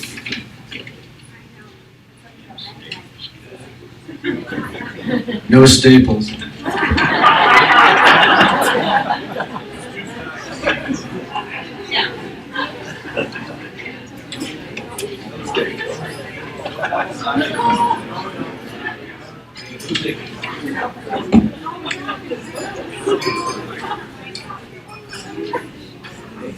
Okay, this is called Clouds and Curtains Were in Their Bodies as They Fell. This is a conversation between the Holy Goat and Gail the Pope Broussard is a lifelong ranch foreman and multi-generation cattleman. Sure, I'll talk about the truck Ida and TJ purchased for us. Gail told me, the Holy Goat, as we met for drinks and dinner at the Loco Creek Steakhouse. The traveling abattoir, some call it, as if a French word can disguise its purpose. A slaughterhouse and meat locker on wheels is what it is. But grim as that sounds, I'm not ashamed of it. Our ability to ready our own animals for market ended our need for the international beef cartel, freed us of the feedlots, and allows our cattle to die where they were born, same as I hope to do. So when Don Steedles and his sons drives the abattoir up, I feel duty-bound to help move the steers to the killing place. I can't pull the trigger, I just watch. And they wound me, those killings. But ever since Risa told me that her man, the mystic Meister Eckhart, said, every creature is a word of God, I feel an obligation to be wounded by each steer's death. Has there ever been a slaughter day, I asked Cale, where each thing that happened felt like it couldn't have gone better in spite of, or maybe even because of the wounds you feel? Cale took a pull on his Knob Creek, thought a moment, and said, since we worked out how to conduct their life's end, it's much the same every time. Things happened fast last fall that hit me as deep as I go, but it was after the killings and butcher work, so it doesn't speak to your question. Then I changed my question. I said, tell me anything about a slaughter day that hits you where you live. Cale settled the way he does before he unspooled the story. I was smoking a little Dominican cigar I believe you once gave me, HG, to smell something besides the departed creatures I'd loved. I was sitting on a boulder amid the gore-covered ground where 8 steers had just died, so I was surprised to see Regina Cloud headed my direction. Feeling sure she's the vegan. Feeling sure she'd veer off, I turned toward the sunset and steeped in my feelings. Next thing I knew, Regina was close behind me, wearing an expression so kind it shook me a little. I then saw, whoa, the top is the good spot, wow. I then saw that in order to reach me, this sweet woman, vegan from infancy, had gotten blood all over her pretty fake leather boots. That shook me a bit more. So when she sat down on the boulder beside me, reached an arm around me, and gave me the longest, gentlest half hug I've ever received, I was in trouble. I've been spying on you all day, she said. You know what I keep seeing? How much you love the young cattle that die here. It's in your body language. It's in your eyes this instant. You're all alone up here being heartbroken, Cale. That's why the hug. Well, thanks, I said, but can we not speak of it just now? Because as anyone will tell you, Cale the Pope does not cry. But if we talk more of this now, he might. So she didn't say a word. She did something much worse. She lay her head on my shoulder and just left it there. Good God, HG, that moment. Eyeing the blood on her boots amid the sad scent of our highlands, I felt so much love for this secret daughter and this way of life and death we've got going here, I could hardly bear it. The reason I feel broken up, I managed to mumble to Regina, is a choice. Explain that, she said, leaving her head where it was. More sensible cattlemen choose not to have creatures, not to love creatures they know they're going to kill. They keep it cold, which I understand, but I prefer to appreciate each steer from birth to death, its early doom at our hands included. Highland calves aren't smart, but they're incredibly charming, and so in love with the world their love sneaks inside some of us. Me and your man Buford get slammed by it, as you know. Short as their lives are, the land on which we tend them becomes storied by the goofy things they do, their mad, random gambles and games, the dangerous fixes they get themselves into. Our rescues put us at serious risk at times, then they reach 2.5, and our brave rescues are undone by Don Steele's unerring rifle shot. I choose to ache over that because the refusal to ache over the ending life of an Eckhart Word of God is why giant industrial feedlots and slaughterhouses are the way it's done now. Far better to ache, is my feeling, than to pile horror upon horror on every animal and human involved in their departures. Did Regina say anything to that, I asked. Her head on my shoulder said everything, until I blew it. Do you know Wendell Berry's hog-killing poem? I asked, and her head left my shoulder. What am I saying? Of course you don't. Sorry, Regina. But it's a prayer poem, really, asking for the quickest, calmest kill possible, which is the best thing we can offer. Let them stand still for the bullet, Wendell writes, and stare the shooter in the eye. Let them die while the sound of the shot is in the air. Let them die as they fall. And if it was up to me, Regina, I'd recite those words to diners wherever our beef is served. I'd tell how our little Golgotha, thanks to Don's dead steady aim, does let them die as they fall. I love that animal on your plate, I'd say, and I'd deliver him to where we killed him, and I kept loving him as he fell. What you're tasting was for once done right. But what diner on a date wants to hear that? This diner, Regina told me. I came up to bloody my boots in what happened here and to hear you describe it, for which I thank you. But it would help Buford and me if you talked to us both the way you're talking to me, because we're not just in love with each other, Cale. We're in love with this whole place and don't wish to know it in some fractured carnivore versus vegan way. We want to know what's real here and to love whatever's lovable. And you're the Oak Moon long-timer wise enough to help us with that. Well, I said, if Buford's not too busy, there's no time like the present. So down the hill she went to where at the end of the hard day he works daily. Buford was still tending horses. And I saw nothing but what's real as Regina reached him and right away kissed him, work dirty though he was.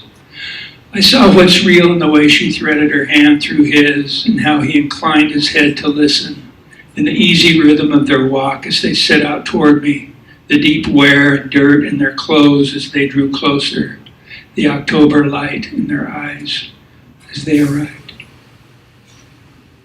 I told Cale, Regina's right, you're the one to convey what's real. You're an eloquent man, Pope. Oh, but Regina outdid me by miles, he said. Listen, HG, when the two of them arrived, her first words were, the next animal you help, Don dropped Cale. I want to be there with Buford, watching. I want to see for myself that it dies as it falls. And then I want to see it butchered and help if I can. I want to know what this place we love turns a calf's body into and how best to take that body apart to feed people. Can I bear that? I don't know, but it's time I tried. She sought strength then by drawing a deeper breath. And after it's been hung and aged, she said, and a maestro like you or TJ grills it, I want one bite of Eckhart's. A word of God. Hearing this, Buford's jaw dropped so low I could see his whole jaw. Just one bite, Regina said in that calm, even voice of hers, and though Buford got his mouth closed, his eyes had filled. I want to taste the body and the blood, she said, which really got to Buford. That grassiness you talk about, that elk moon.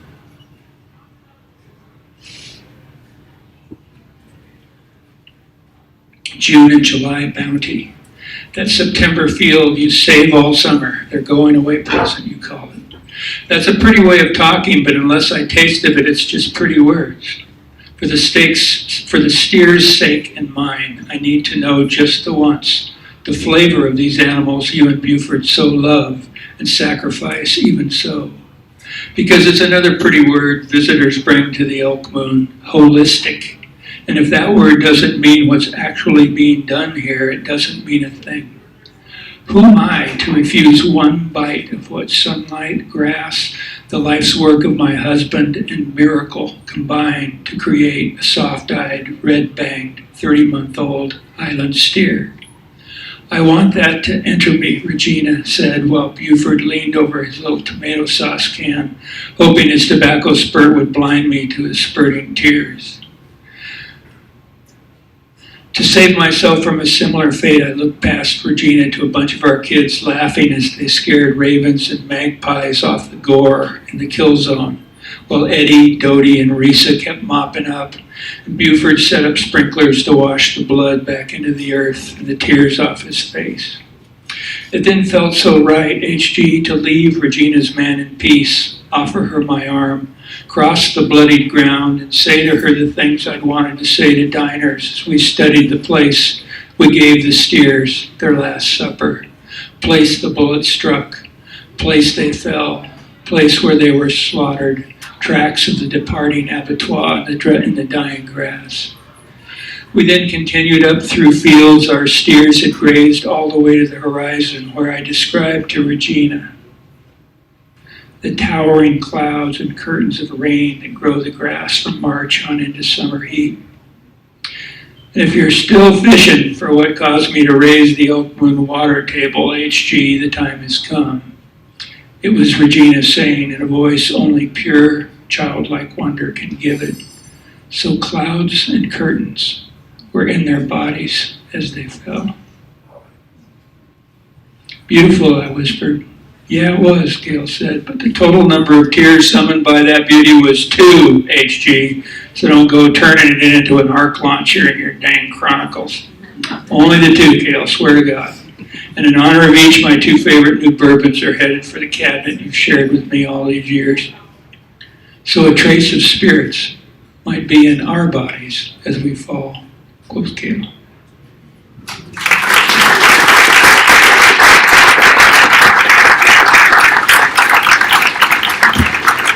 That was beautiful. Thank you. So I asked David when we were talking about music, if there were one song that we could play, what would it be? And he came back to me and said, you know what, if your guys could play The Rising by Bruce Springsteen, that would be unbelievable. So I call up Dave Knopfsinger, and like, there was some panic. And I was like, all these crazy ideas, you don't have to go with all the time. And he got back to me like a day later. He's like, Brian, I think we could do it, man. And Springsteen isn't quoted. I think we'll talk about Springsteen after. He's not quoted in this, but Let's go to the rising.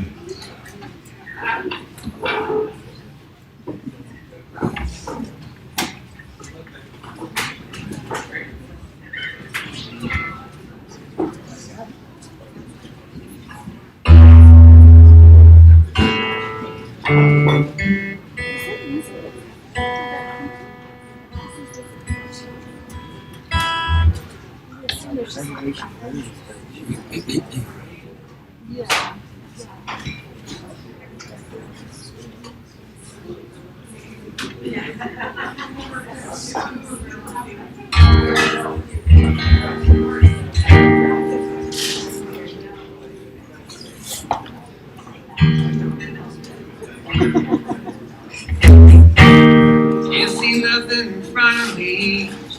Can't see nothing coming up behind.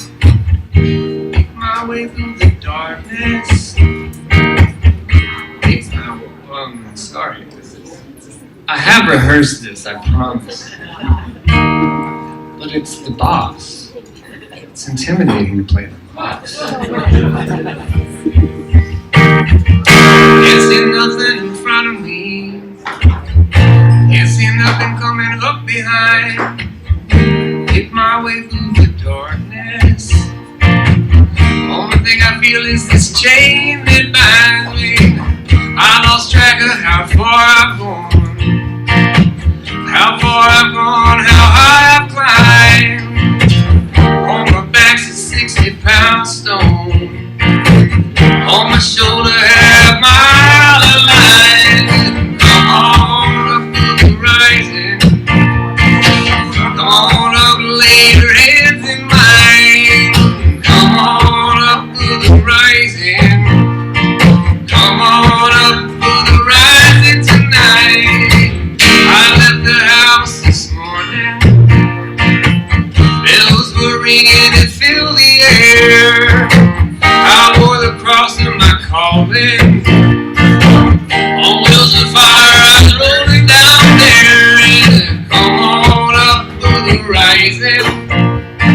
Come on up, lay your hands in mine. Come on up to the rising.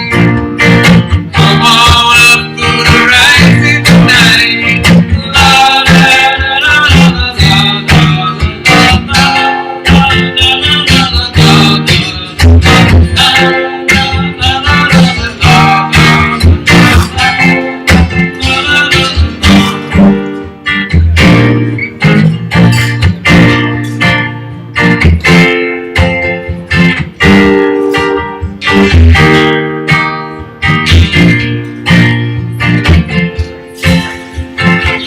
There's spirits above and behind me, faces gone black, eyes burning bright. May your precious blood bind me, Lord, as I stand before your fiery light. La la la la la la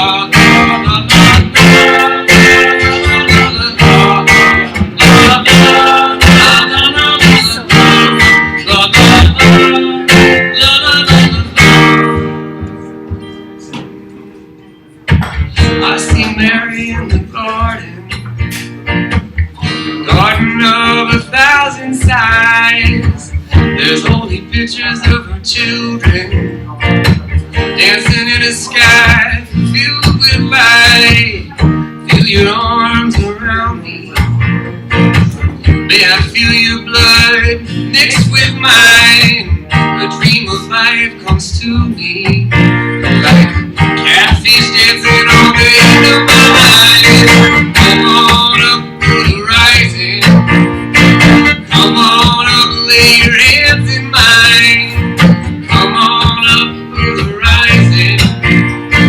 Come on up to the rising tonight. A sky of blackness and sorrow. A sky of love, a sky of tears. A sky of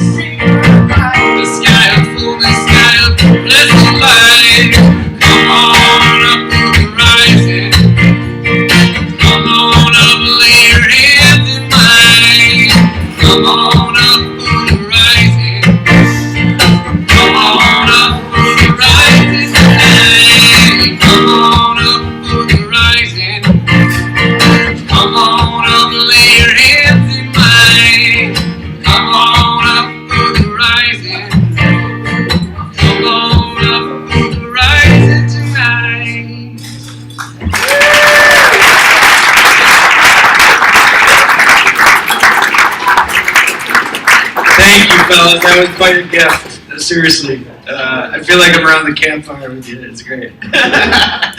I know that was a tough one. It was awesome. Yeah, give these guys. When you throw that out and you're like, can you learn Springsteen in a short amount of time?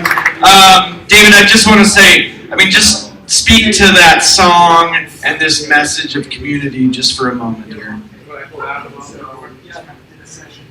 The reason I wanted that song was just that I mean, the lyrics are exactly about what Sun House is about, and you'll feel it if you read it, but you might feel it if you don't too. So it's a long frickin' book. If it hurts, don't hurt yourself.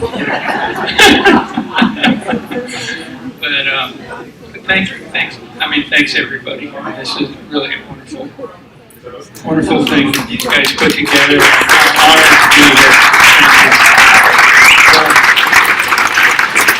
Yeah, thank you, David, for being here. You know, I really feel when I read Sun House, I feel like, you know, this tiny slice of community that we've gathered, the circle of friends with the Whitefish Review, and our supporters, the people that come out. You know, we're trying to do good. We're trying to do something special, something unlikely, and yeah, this fragile pursuit of art. And thank you for being mentors to us. You know, along the way, we get to look up to our literary heroes and help these knuckleheads in Whitefish trying to pull something off like this. Plenty of knuckleheads in Missoula too. I'd like to do just a toast to everyone. Lou has this prayer that I loved, and it goes like this: if you see bad, do good. If you're looking for a prayer to say sometime, if you see bad, do good. And I wanted to acknowledge that we lost a sister, a Whitefish Review sister, Laurel Grady, recently. And yeah, Laurel, she helped us out. Laurel Grady, the character Grady, I kind of made the connection the other day, but Laura lost her battle with cancer just a couple weeks ago, and we missed Laurel. And I just want to raise a toast to Laurel, to community, a toast to no created thing but love, and I love all of you, and thank you, everyone, for making this happen. So we're going to crank things up. Laurel would want us to party here, and the band's going to get playing. We are going to draw those raffle tickets in 15 minutes, and David's going to sign books up in the lounge and hang out in our community with us for a little bit. Thank you so much for being here tonight.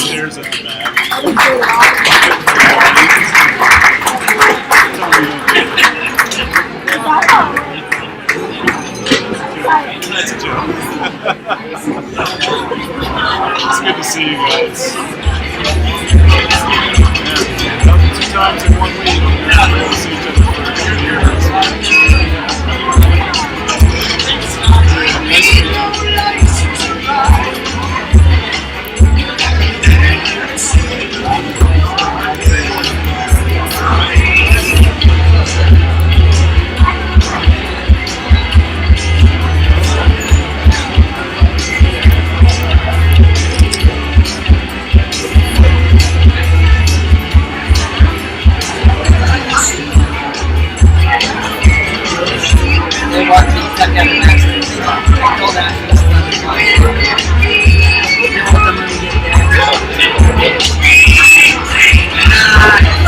This is actually pretty happy for us.